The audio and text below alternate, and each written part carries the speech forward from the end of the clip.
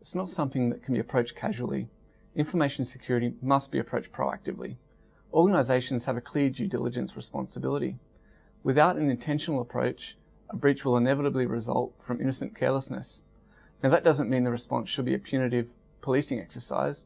What organisations need to cultivate is an ingrained culture of information security. If an organisation superimposes a compliance regime without regard for how it integrates with the way staff go about their everyday work, you're asking for trouble. You can't have a disconnect between your information security compliance policies and day-to-day practicalities. There needs to be some thought put into how compliance can harmonise with your operations. A good start is to look at real-life situations in your organisation, places where information may be circulating in the normal course of doing business. This can be something as innocent as sending data via email or sharing project details between departments. Then there are less obvious but equally vulnerable situations. Say someone has chosen to reuse data from a previous project rather than re-requesting or rebuilding their database. Now, this could be out of a genuine desire for efficiency, but it's a classic example of where compliance may be unintentionally breached.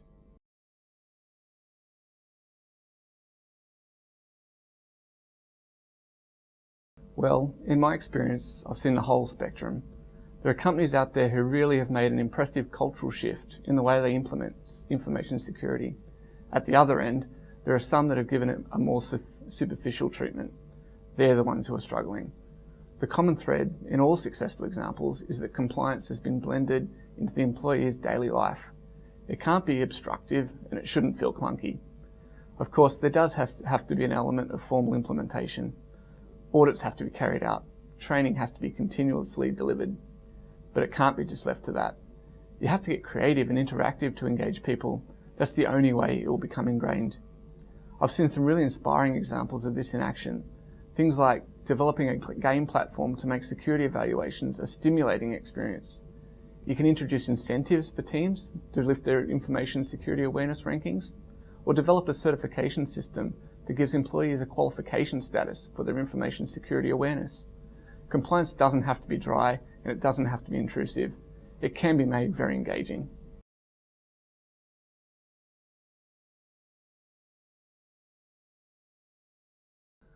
Well, the first thing is not to wrap management of security in a shroud of technical mystery. Sure, there are complex systems and protocols behind security maintenance, but that doesn't mean the interface with everyday users needs to be inaccessible.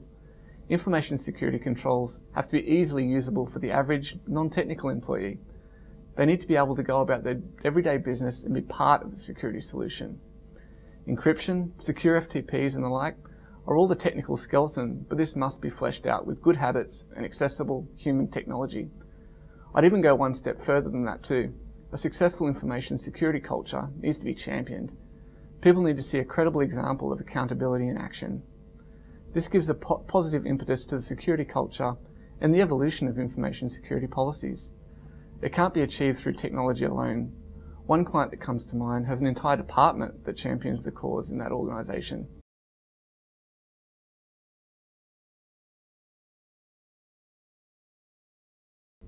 There's no doubt that the concept of detaching direct control away from IT departments has consequences.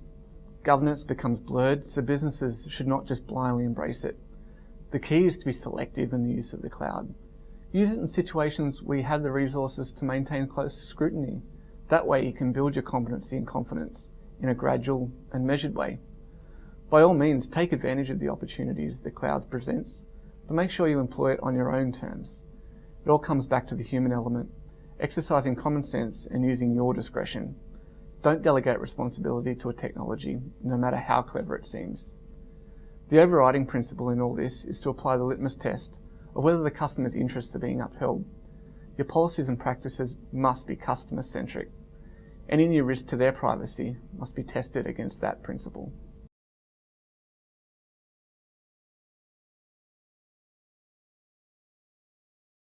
Well, the first thing is data partners need to practice what they preach.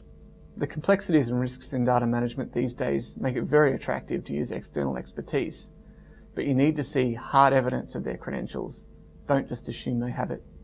Ask to see and review their information security policy. Get them to show you how it's embedded in the organisation's culture. That way, you can ensure their information security values are complementary to yours. To be more specific, there's a checklist of key aspects that a vendor's policy and practice must cover. This can be split broadly into 3 areas. First, there's the physical and technological factors. This includes things like asset management and the standards partners set for the physical working environment. It should also cover things like communications, operations, development, and maintenance. Secondly, there are the human-related factors and the procedures that guide human action. This includes daily operational issues like access, roles and permissions, and risk and incident management.